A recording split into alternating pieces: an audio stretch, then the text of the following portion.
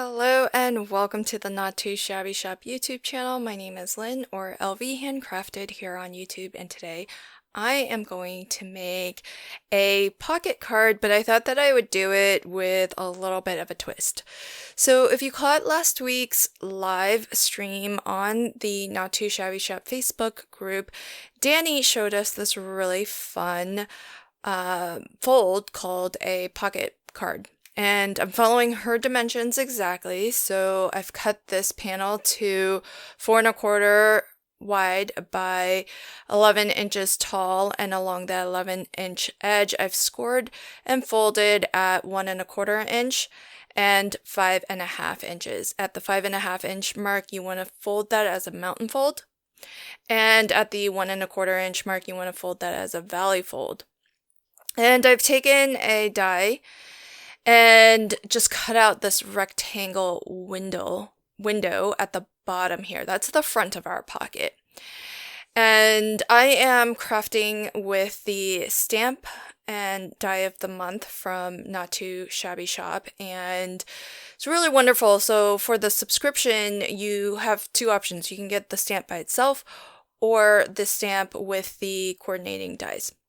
And what I did was I made some pencil marks through the rectangle aperture window that I cut out of the front of the pocket, and where I'm stamping right now is on the inside of the pocket. And I gave myself those pencil marks so I could be sure to line up this particular stamp, which fits so perfectly. And so I want to make sure that all of it will be visible through the aperture that I cut out, and those pencil marks will help me make sure that everything that I stamp is contained within there. There's lots of really adorable elephant stamps, and they're really sweet. I think you could use these for a variety of different occasions. I thought it actually might be sweet for like Mother's Day, Father's Day, because there's a lot of, mama elephant or papa elephant with baby elephant, and so kind of sweet. I don't think these stamps necessarily have to just be used for baby cards. So that was my thinking behind this card, that it might be a nice I love you just because for a parent or a child, or it could be for Mother's Day. I know we're a little early, but just a sweet card overall. And I am going to make sure that I remember to actually erase my pencil marks. The one thing that I do differently that I forgot to mention when I was mentioning the score lines is that at that 5½ inch mark, I did do a second score line about 1/16 of an inch or so away, just wherever that where the 5½ inch scoring track is. Just nudge your cardstock down a smidge and score another line, and that gives that fold. We're gonna round that a little bit so that we have a little bit of thickness to the pocket, so that the pocket has some depth to it. Don't need a lot, but this is the second time I've made a pocket card, and I think it really depends on how thick of a cardstock or how many layers on your cardstock that you'll use as the insert.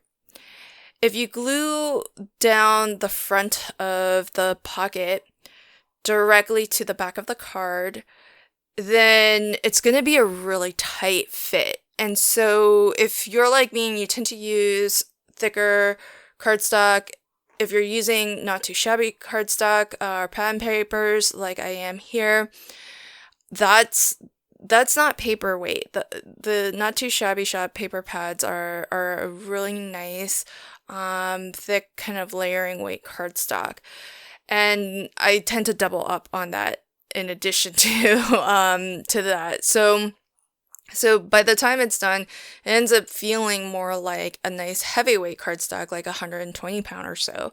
So if you're using thick cardstock or if you're using multiple layers, you may want to consider adding that second score line just to give a little bit of, it's not really a gusset, it's just a little bit of space, because what I'm going to do when I glue down the front of my pocket is I'm not going to use flat double-sided adhesive tape like I am here to glue down my acetate behind the window. I'm actually going to use my my low profile foam, which is only about a millimeter thick. So it's super thin stuff, but you'd be surprised that just 1 millimeter of foam helps you to slide that insert in and out so much more smoothly than if I were to glue the front of the pocket down directly. So this is just a leftover little strip of that foam. It's already got adhesive on both sides.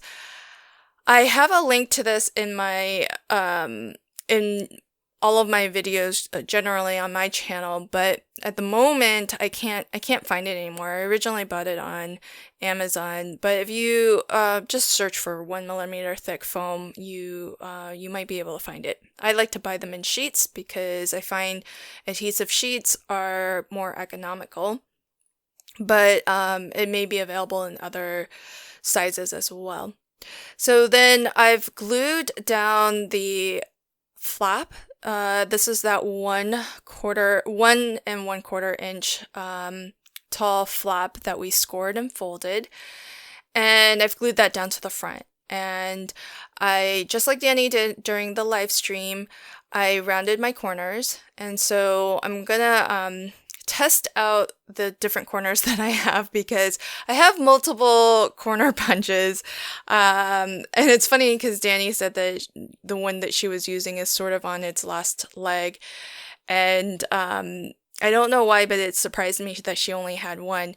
Maybe I'm the unusual one who has, I think, 3 different corner punches.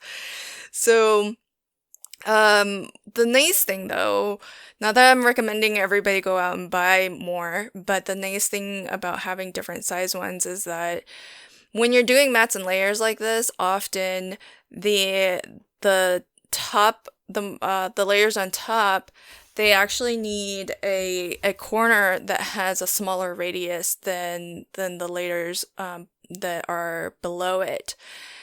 And so when you have multiple sizes, you can get a better approximation of that difference, so that when the mats and layers are on top of one another, you have that margin or that border around the curve is even.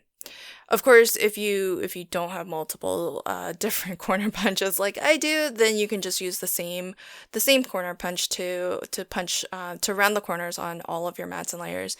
But you can see at that topmost section, I actually have 3 layers. I've got the white card base, I've got some specialty card that was actually left over from another project, but it actually fit this color scheme really well. And then I've got the insert here. And the Not Too Shabby Shop papers are double-sided, but I didn't think that the pattern on the back of this was super fitting for the theme of this card. And even though it's just the back, I figured I would still double this up because one, it has the advantage of just something a little bit more general or generic in terms of the pattern that I used. It's a little bit something of a different kind of splash of color too, because it's a sort of a minty green where everything else is pink. So I thought it might be a little bit of a surprise if somebody does turn it over to look at it. But then it also has the practical effect of making that insert feel a little bit more substantial, so that as you're pulling it out, it doesn't feel flimsy. It doesn't feel like it's bendy. And to make it even easier to pull out, I'm gonna punch a hole at the top and essentially turn this into a really large tag of sorts.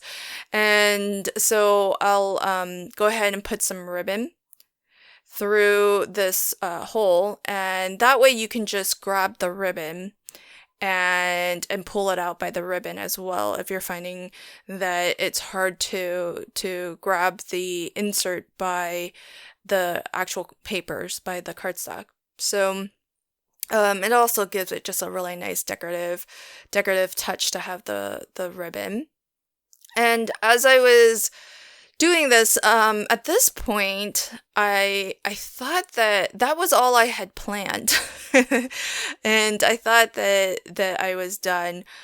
But I was looking at this a little bit more, and it felt rather plain, not to have an initial image when it's like that, and you haven't pulled out the insert yet. It felt very incomplete, without a sentiment, without an image. And so I wanted to put something, but I still wanted the reveal.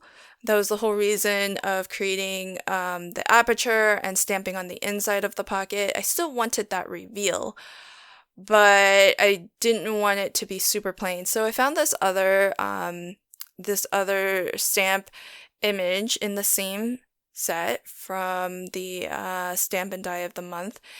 And I thought it was really sweet. So it still has the two elephants, the mama and the baby. And so it just makes it feel like, oh, they're just posed a little bit differently. And it still keeps, I want to keep everything nice and simple, and still have a nice reveal. And so when you open it up, I just love the space between mom and baby, where it's perfect to fit a little sentiment. I hope that you enjoyed this card, and I hope that you're enjoying the Facebook live streams that have started.